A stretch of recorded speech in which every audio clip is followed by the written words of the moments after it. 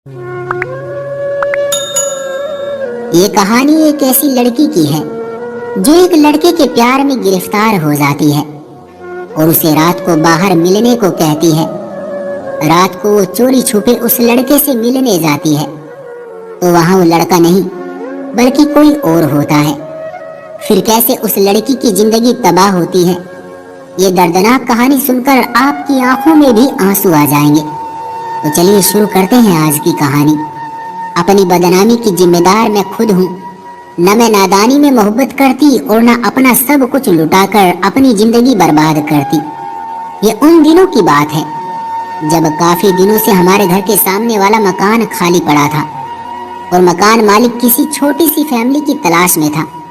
जल्द ही उसको किराएदार मिल गया। ये किराएदार आशीष नाम का एक नौजवान लड़का था।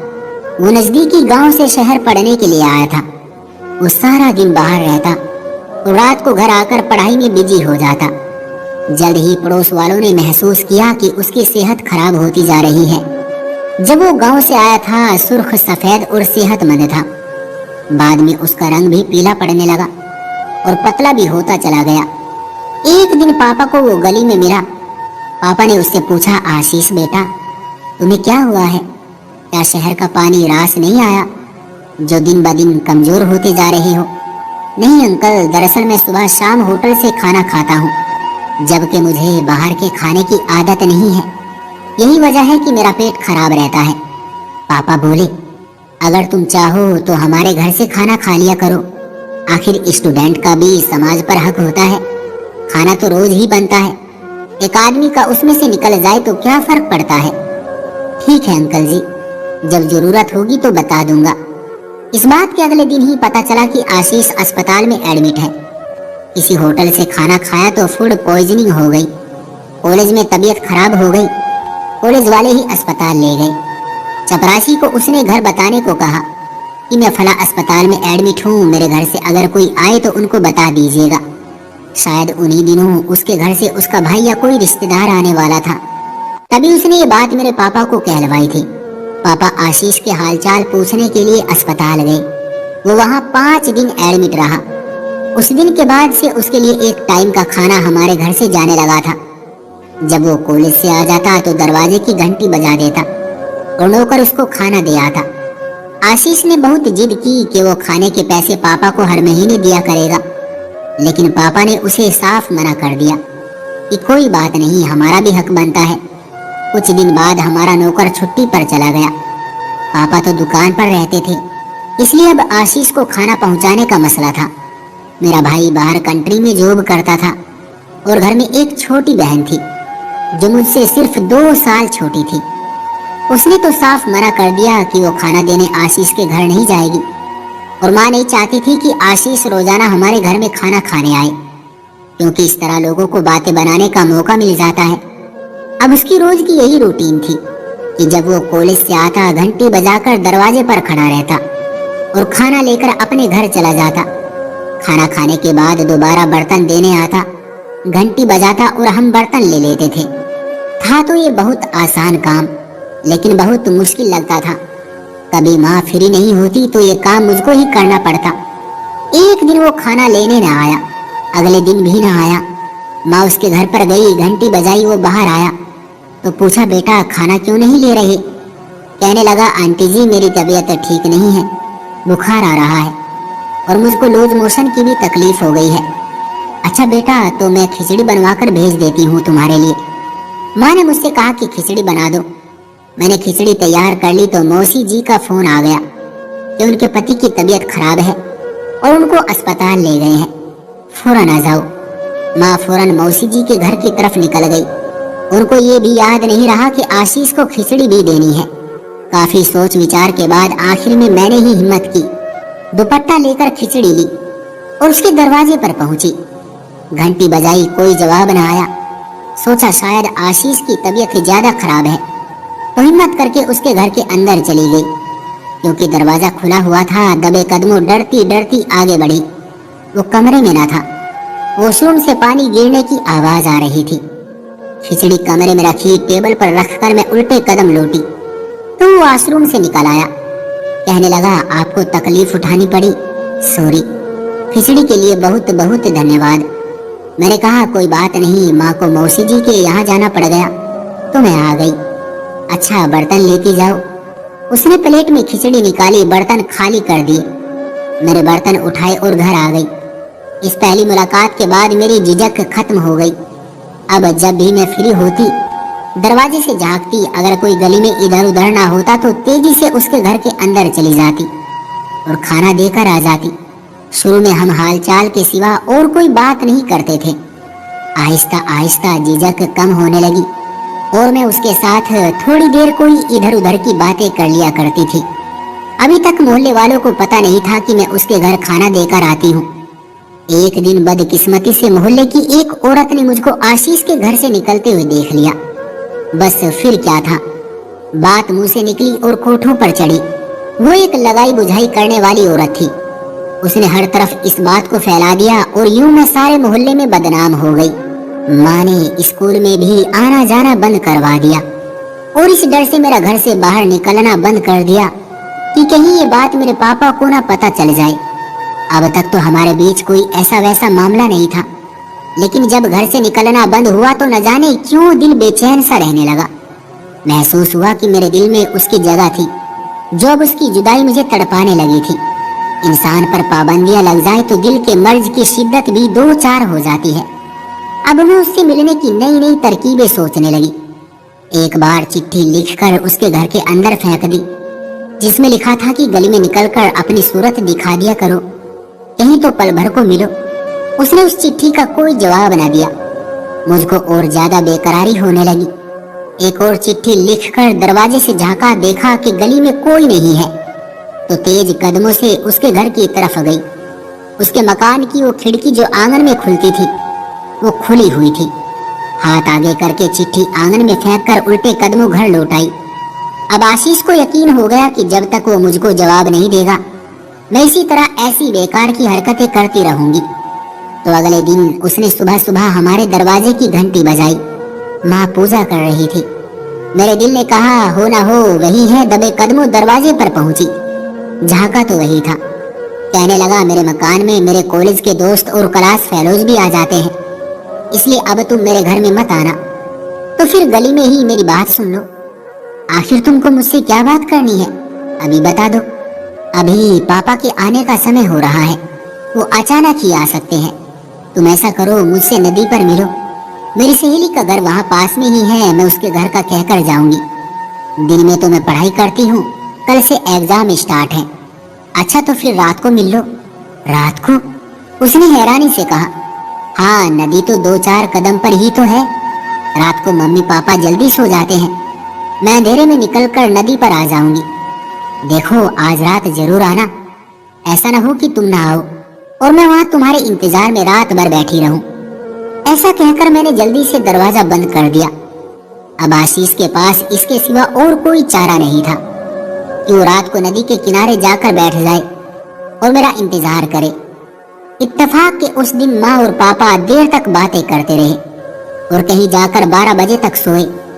जैसे ही वो सोए मैंने दबे कदमों से आंगन पार किया और आहिस्ता से कुंडी खोलकर गली में झांका। आसमान पर सितारों की मध्यम रोशनी थी। गली सुनसान थी और वहां दूर दूर तक कोई नजर नहीं आ रहा था। जाने दिल की गली का क्या जोर और जज्बा होता है कि इंसान न आंधी देखता है और न तूफान, न इंसानों का डर रहता है और न भूत प्रेत का। तेज तेज कदम उठाती तकरीबन 7 मिनट में मैं नदी के किनारे जा पहुंची। मुझे आने में देर हो गई थी, मगर मुझे फिर भी यकीन था कि वो वहां जरूर होगा। हजारों चीजों का डर दिल पर उठाए जब मैं नदी तक पहुंची तो देखा कि वहां वो नहीं था। थोड़ा सा और आगे बढ़ी तो कोई बैठा नजर आया। मैं समझी कि आशीष है जो मेरा इंतजार कर रहा है। जब थोड़ा और आगे गई तो देखा कि वहां वो तो नहीं, कोई और बैठा है। मैं डर कर वापस पलटी तो बोला, डरो नहीं बहन, मुझे आशीष ने भेजा है। उसको बहुत तेज बुखार है, वो मेरे घर में लेटा है, तुमको बुला रहा है। मैंने कहा रात आधी हो चुकी है, अब तुम्हारे घर गई तो वापस अपने घर कब पहुंचूंगी? मेरा घर ज्यादा दूर नहीं है, अब आ ही गई हो तो उसकी बात सुन लो। ये लो, उसने ये पर्चा लिखकर मुझे दिया है, खुद पढ़ लो। अगर मेरी बात का यकीन नहीं, उसने जेब से टॉर्च निकाली और पर्चे पर डाली। मैंने पढ़ा, उसमें लिखा था, मुझे बहुत तेज बुखार है, मुझे 2 घड़ी देखने को आ जाओ। मेरे अंदाजे से राइटिंग तो उसी की थी। मैं उसकी तकलीफ के बारे में सोचकर तड़प उठी। बगैर सोचे समझे उसके दोस्त के पीछे पीछे चल दी। थोड़ा आगे आई तो उसे एक स्कूटर नजर आया। वो बोला, इस पर बैठ जाओ, बस 2 मिनट में पहुंच जाएंगे। तुमको वापस भी इसी स्कूटर पर ले आऊंगा। न जाने किधर किस रास्ते पर वो मुझे ले गया। उस समय मेरी मत मारी गई थी। आशीष के बुखार के बारे में सुनकर मैं उसके पीछे चल दी। हालांकि मुझे वापस घर चला जाना चाहिए था। आशीष की सोचों में ऐसी डूबी हुई थी कि अंदाजा न हुआ कि मैं कितनी दूर चली आई। जब एक मकान के सामने स्कूटर रोककर उसने मुझे उतरने को कहा तो मुझे होश आया। मकान के अंदर पहला कदम रखते ही दिल ने कहा कि तुमने यहाँ आकर बहुत बड़ी गलती की है। धड़कते दिल के साथ आधी रात को मैं एक अनजाने घर में पहुंच गई। सोच तो मेरी आशीष का प्यारा चेहरा था, इसके अलावा मेरी और कोई सोच नहीं थी। जब अंदर गई, वहां बिस्तर पर कोई बैठा था, मगर वो आशीष नहीं था। मैंने इधर उधर देखा, शायद वो दूसरे कमरे में हो। अभी मैं देख ही रही थी कि दरवाजा बंद करने की आवाज आई। वो व्यक्ति जो मुझे लाया था वो दरवाजा बंद कर चुका था। इतने में दूसरे कमरे से 2 और व्यक्ति आए, मगर उनमें से कोई भी आशीष नहीं था। मैंने पूछा, आशीष कहाँ है? उनमें से एक लड़का बोला, उसे भूल जाओ, वो नदी में डूब चुका है। उसके बाद क्या कहूँ? कलम को खून के आंसू में डुबोकर लिखूं तो सारे बदन का लहू खत्म हो जाएगा।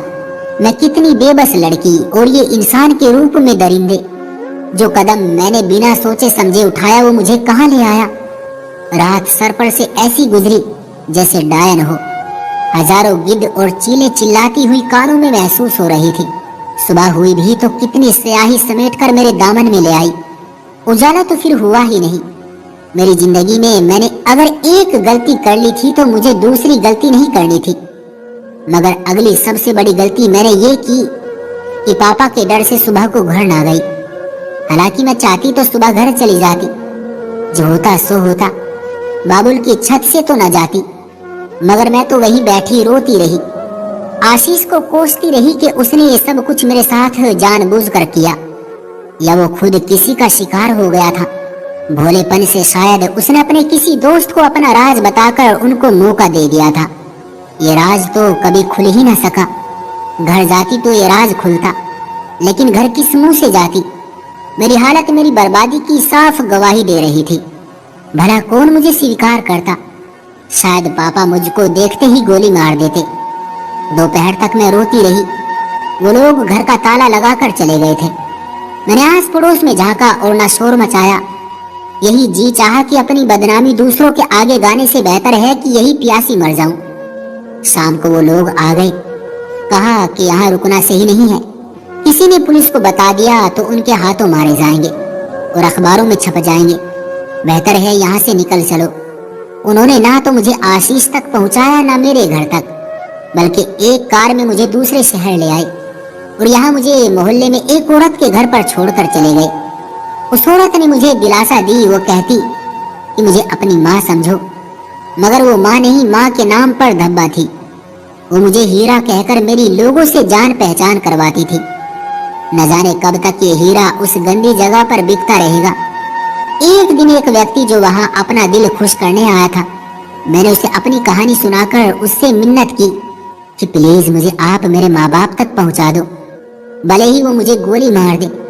इस जगह रहने से बाप के हाथों मर जाना बेहतर है। उस आदमी को मुझ पर तरस आया और उसने मुझे मेरे घर तक पहुंचा दिया। वहां सब बदल चुका था। माँ मेरी याद में रो रो कर अंधी हो चुकी थी। आप ये बेइज्जती सह न सका और दुनिया से ही चल बसे। भाई ने दरवाजा खोला, लेकिन मुझसे कोई भी संबंध रखने से इनकार कर दिया। वही आदमी मुझे वापस अपने साथ ले आया। उसने मुझसे शादी की और मैं अब उसके बच्चे की माँ बनने वाली हूँ। पर जिंदगी में एक गलती मुझे गुनाहों के एक ऐसे कुएं में ले गई जहाँ सिर्फ अंधेरा ही अंधेरा था। मुझे मेरे पति ने कोई भी ताना नहीं दिया, लेकिन हर समय मुझे ये डर लगा रहता है कि ये मेरा आखिरी ठिकाना है भी या नहीं। दोस्तों, बेशक एक लड़की जब गलत कदम उठाती है तो नतीजा कुछ ऐसा ही होता है। इसलिए हर लड़की या लड़के को सोच समझकर कदम उठाना चाहिए और ऐसे किसी भी अजनबी पर भरोसा नहीं करना चाहिए। क्यों दोस्तों, सही कहा ना मैंने? आपका क्या कहना है इस कहानी के बारे में? कमेंट करके हमें जरूर बताएं।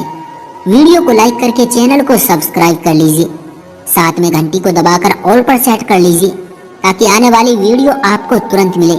मुझे दीजिए अगली वीडियो तक इजाजत, तब तक के लिए धन्यवाद।